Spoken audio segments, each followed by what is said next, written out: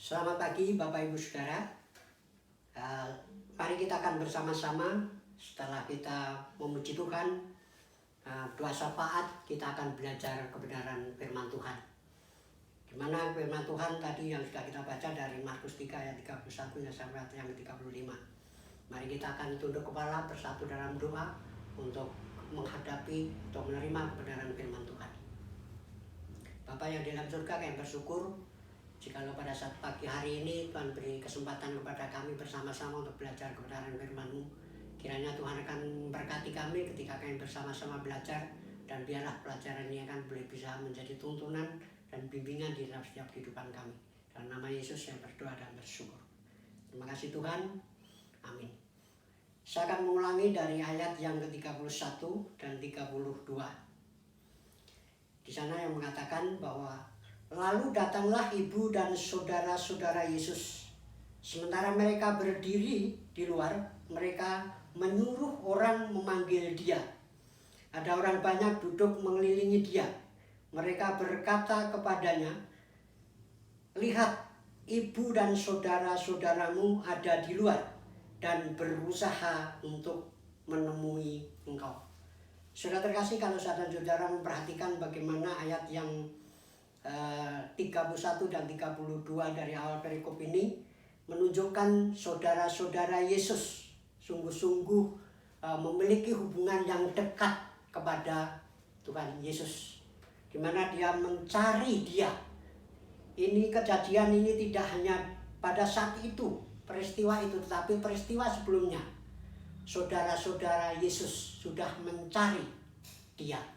Karena di sana dikatakan bahwa ketika Yesus itu menghujat atau mengeluarkan orang yang kerasukan setan, dikira dengan kuasa setan atau penghulu setan. Tapi saudara terkasih, di sana ternyata kuasa Roh Kudus yang bekerja pada Yesus pada waktu itu. Saudara terkasih, yang dimaksud Tuhan Yesus, saudara-saudara yang diharapkan sebagai saudara-saudara, sanak saudara Yesus itu bukan secara lahiriah, tetapi bagaimana Tuhan Yesus memiliki suatu rencana bagi kehidupan umat manusia. Oleh sebab itu saudara terkasih, kalau saudara-saudara melihat dari ayat 31-32, bagaimana kentalnya hubungan sanak saudara Yesus kepada Yesus. Tapi sudah terkasih, apa yang sebenarnya dimaksudkan Tuhan Yesus anak saudara itu? Kalau saudara-saudara melanjutkan untuk pembacaan yang selanjutnya, ayat yang ke-33 di sana dikatakan bahwa jawab Yesus kepada mereka, "Siapa ibuku dan siapa saudaraku?" Saudara terkasih, kalau saudara-saudara mengingat hal yang seperti ini, memperhatikan hal yang seperti ini secara manusia, sungguh-sungguh menyakitkan. Tapi bagaimana Tuhan Yesus setelah diberitahukan oleh orang yang disuruh oleh ibu dan saudara-saudaranya, di sana dikatakan bahwa Yesus mengatakan, "Siapakah saudara ibuku dan saudara-saudaraku?" Ini sungguh-sungguh bagaimana Tuhan Yesus memberikan satu jawaban yang menyakitkan secara akal manusia. Tapi tujuan Tuhan Yesus bukan seperti itu, yang seperti dipikirkan oleh saudara-saudaranya ini. Sudah terkasih, kalau saudara-saudara boleh bisa melihat, kalau saudara-saudara tadi membaca di dalam Markus ayat yang 31, 32 dan 33. Sebenarnya siapakah yang disebut saudara-saudara Yesus itu? Mari kita akan melihat, walaupun lain daripada Injil ini, itu lain dari Injil Markus, kita akan buka dari Injil Matius pasal yang ke-12 ayatnya yang ke-49. Sebenarnya siapakah yang dimaksud oleh Yesus itu sanak saudaranya? Di sana dikatakan bahwa lalu katanya sambil menunjuk ke arah murid-muridnya, "Ini ibuku dan saudara-saudaraku." Sudah terkasih, kalau saudara-saudara memperhatikan yang dimaksud oleh Yesus sangat kontra dengan apa yang dipikirkan oleh saudara-saudara Yesus tadi. Di sini dikatakan bahwa yang menjadi sanak saudara Yesus yang disebut Tuhan Yesus itu adalah sanak saudara itu murid-muridnya. Oleh sebab itu sudah terkasih, kalau saudara pada saat ini sebagai pengikut-pengikut Tuhan Yesus, marilah kita akan menjadi murid-muridnya. Dan sebenarnya apa yang diharapkan dari murid-murid itu tersebut. Sudah terkasih, mari kita akan melihat dari ayat-ayat yang akan saya dan saudara baca di dalam Markus pasal yang ke-35. Coba kita akan melihat di sana Markus yang ke-35 dari pasal 3. Di sana dikatakan bahwa barang siapa melakukan kehendak Allah, dialah saudaraku laki-laki, dialah saudaraku perempuan, dialah ibuku. Saudara terkasih, kalau saya dan saudara memperhatikan bagaimana jawab Yesus yang disebut saudara-saudara atau sanak saudara tadi adalah murid. Dan murid itu harus bagaimana? Kalau di ayat 35 di dalam Markus mengatakan bahwa yang melakukan, tapi sudah terkasih semakin dalam sadar saudara untuk mengerti bagaimana tanggung jawab seorang murid, mari kita akan melihat di dalam Lukas pasal yang 8 ayatnya yang ke-21. Di sana mengatakan bahwa tetapi ia menjawab mereka, ibuku dan saudara-saudaraku ialah mereka yang mendengarkan firman Allah dan melakukan. Sudah terkasih, kalau saudara pada saat ini sudah memperhatikan dari ketiga Injil, ayat-ayat yang sudah kita baca, walaupun hanya satu ayat, kita mendapatkan satu pengajaran yang luar biasa dan sangat penting bagi kehidupan seorang murid. Bahwa yang dimaksud sanak saudara Yesus itu adalah murid. Dan apa tanggung jawab murid tersebut? Saudara kita mengerti apa yang menjadi tanggung jawab murid tadi. Yang pertama, kalau saudara melihat dari ayat yang pertama, kalau kita melihat ayat yang ke-34, bahwa di sana disebutkan ia melihat kepada orang-orang yang duduk di sekelilingnya itu dan berkata, itu ibuku dan saudara-saudaraku. Kalau di dalam Markus mengatakan bahwa yang duduk di sekelilingnya itu dan berkata, itu ibuku dan saudara-saudaraku. Berarti saudara terkasih, seorang murid itu pasti harus selalu berkumpul, bersekutu, duduk mengelilingi Yesus dan terus-menerus mengikuti apa yang diajarkan atau yang dilakukan oleh Tuhan Yesus. Kalau saya dan saudara tadi sudah mendapatkan bagaimana di dalam Lukas itu tugas tanggung jawab daripada murid-murid adalah yaitu bersekutu. Yang pertama, yang kedua mendengarkan, yang ketiga melakukan. Mari saudara kasih, kita akan belajar satu-satu dari pokok pengajaran yang sangat penting bagi para murid. Tanggung jawab sebagai murid, yaitu yang pertama adalah kita harus selalu berkumpul, bersekutu dengan Tuhan dan terus hidup bersama-sama dengan Tuhan. Saudara terkasih, bagaimana kalau saya dan saudara di sana tadi dikatakan berkumpul duduk di sekeliling Yesus, itu berarti saya dan saudara harus berani sebagai murid meninggalkan tempat saya dan saudara, meninggalkan pekerjaan saya dan saudara, meninggalkan kesenangan saya dan saudara, meninggalkan kebanggaan saya dan saudara di dalam hidup saya dan saudara untuk selalu pergi menuju di mana Tuhan Yesus itu ada, dan kita akan bersekutu di sana dan selalu berkumpul untuk memuji muliakan namanya. Saudara terkasih, kalau saya dan saudara mengingat bagaimana Tuhan Yesus memanggil para murid yang pertama, yaitu yang disebut Petrus, Andreas, Yohanes, dan Yakobus pada waktu itu. Ketika Tuhan Yesus berkata, "Mari ikutlah aku," mereka terus langsung merespon, mengikuti dia, dan selalu bersama-sama dengan dia. Dia selalu meninggalkan apa saja yang ada di dalam kehidupan diri mereka masing-masing. Terus selalu mengikuti di mana Yesus itu ada, mereka tetap ada. Dan selalu mengikuti persekutuan, berkumpul, menyatu dengan Yesus untuk bisa mendapatkan sesuatu yang luar biasa.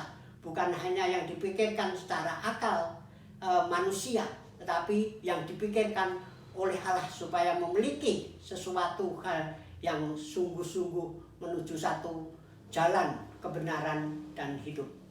Sudah terkasih, yang pertama tadi, saya dan saudara harus selalu bersekutu, berkumpul dengan Tuhan Yesus, menyatu dengan Tuhan Yesus. Saya dan saudara yang berikutnya, pasti ketika saya dan saudara sudah berkumpul di sana bersama-sama dengan Tuhan Yesus, tanggung jawab yang kedua, saya dan saudara mesti harus mendengarkan kebenaran firman Tuhan. Kalau saya dan saudara kembali kepada Matius yang ke-12 ayat yang ke-46, ketika ibunya dan saudara-saudaranya mencari di sana, Yesus sedang apa? Berbicara dengan orang banyak.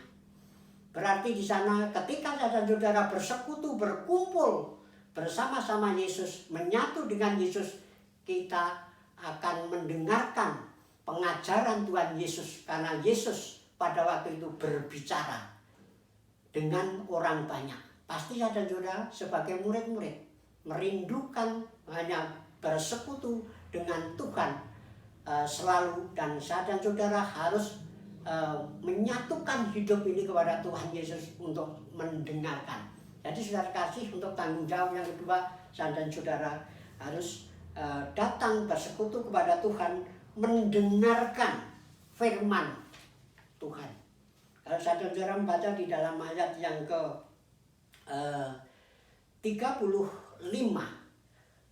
di sana kita harus melakukan kebenaran firman, melakukan kehendak Tuhan. Tetapi kalau saya dan saudara melihat dari Lukas tadi, bahwa di sana kalau saya dan saudara membaca di dalam Lukas tadi, tetapi ia menjawab mereka, "Ibuku dan saudara-saudaraku ialah mereka yang mendengarkan firman Allah."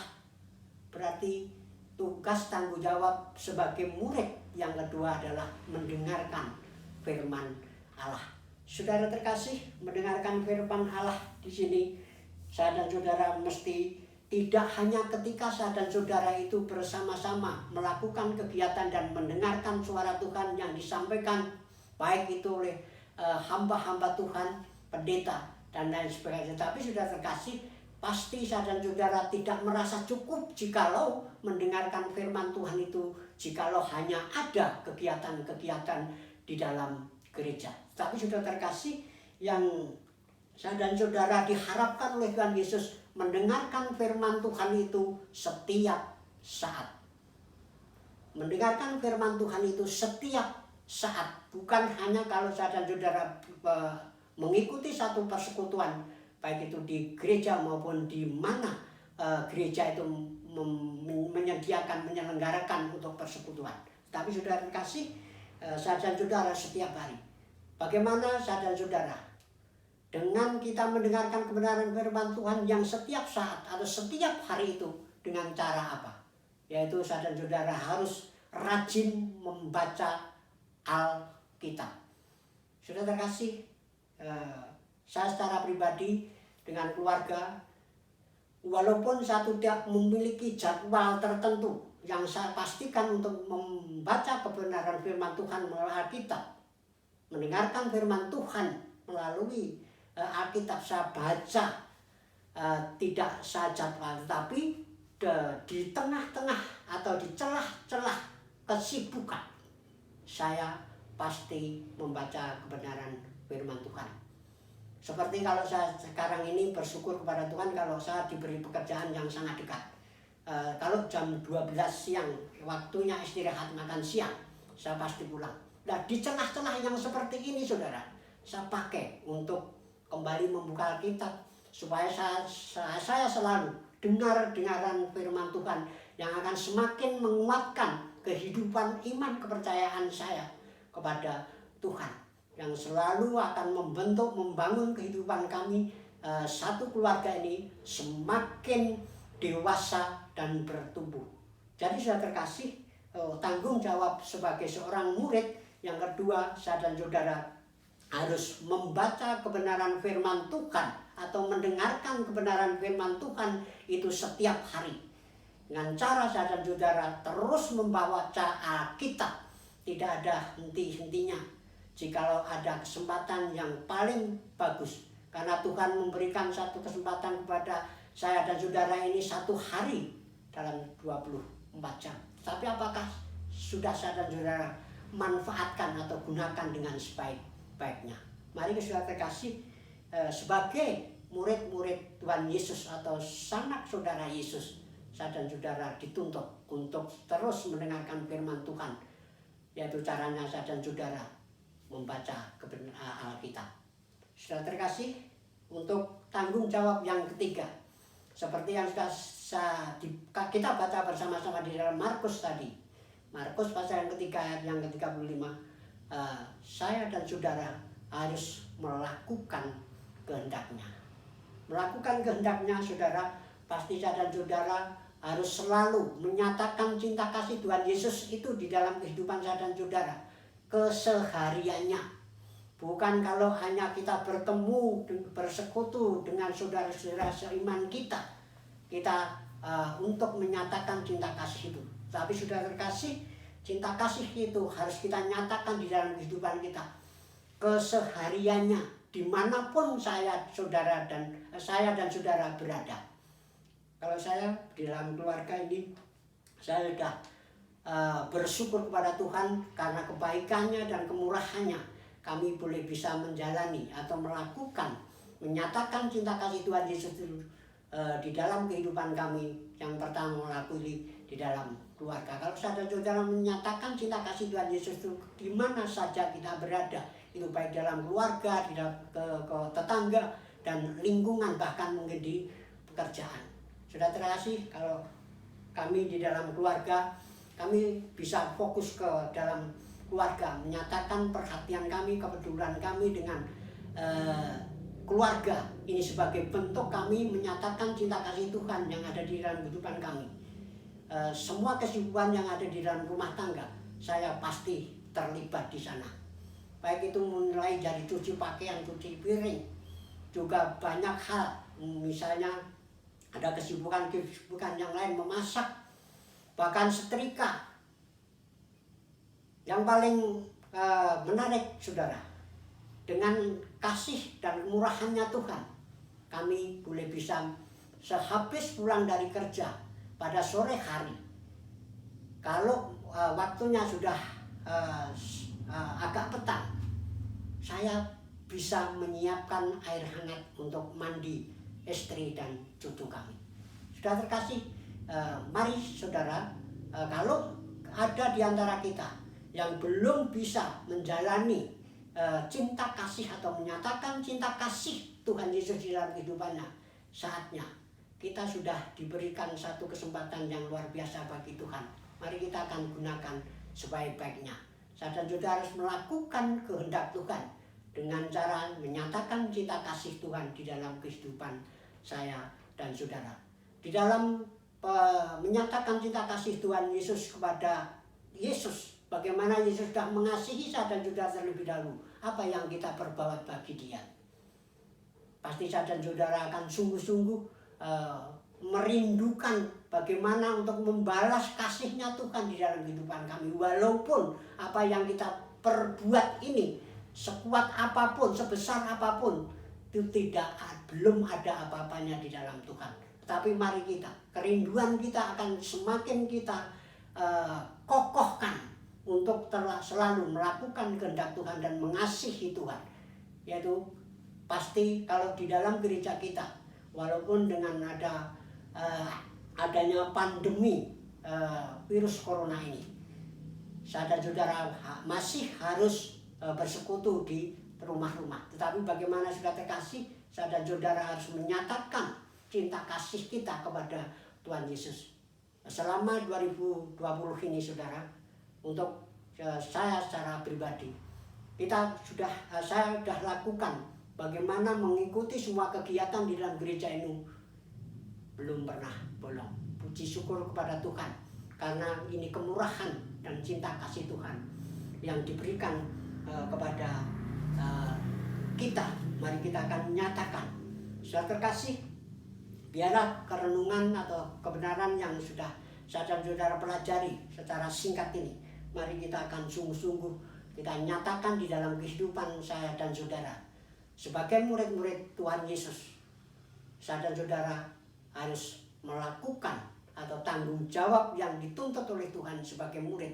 Saudara-saudara yang pertama, saudara-saudara harus menyatu, berkumpul, bersekutu dengan Tuhan Yesus. Yang kedua, saudara-saudara harus selalu mendengarkan kebenaran firman Tuhan.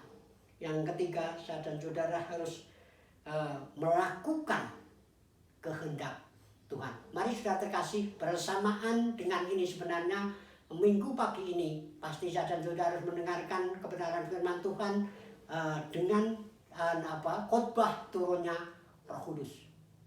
Karena ini hari Pentakosta. Tapi sudah terkasih, mari jikalau saudara-saudara merindukan untuk bisa melakukan ketiga hal sebagai murid-murid Tuhan Yesus, yaitu bersekutu dengan Tuhan Yesus dan menyatu kepada Tuhan Yesus setiap saat, juga mendengarkan firman Tuhan setiap saat dan melakukan kehendak Tuhan setiap saat, mari kita akan mengundang kuasa Roh Kudus itu supaya terus berkarya di dalam kehidupan saudara-saudara, supaya saudara-saudara boleh bisa menjalani tanggung jawab saudara-saudara sebagai murid. Yang pertama, saudara-saudara harus bersekutu, berkumpul menyatu dengan Tuhan Yesus. Yang kedua, mendengarkan sabda firman Tuhan. Dan yang ketiga, melakukan kehendak Tuhan. Amin. Terima kasih, Tuhan Yesus memberkati. Mari kita duduk kepala mengakhiri kebenaran ini. Terima kasih Tuhan Yesus, jikalau pada saat pagi hari ini Tuhan telah mengajarkan di dalam setiap kehidupan kami sebagai murid-murid Tuhan Yesus dan sanak saudaramu. Biarlah ya Bapa di dalam surga, kami akan boleh bisa menjalani tanggung jawab kami sebagai murid, yaitu kami harus selalu bersekutu dengan Tuhan, mendengarkan firman-Mu dan melakukan kehendak-Mu.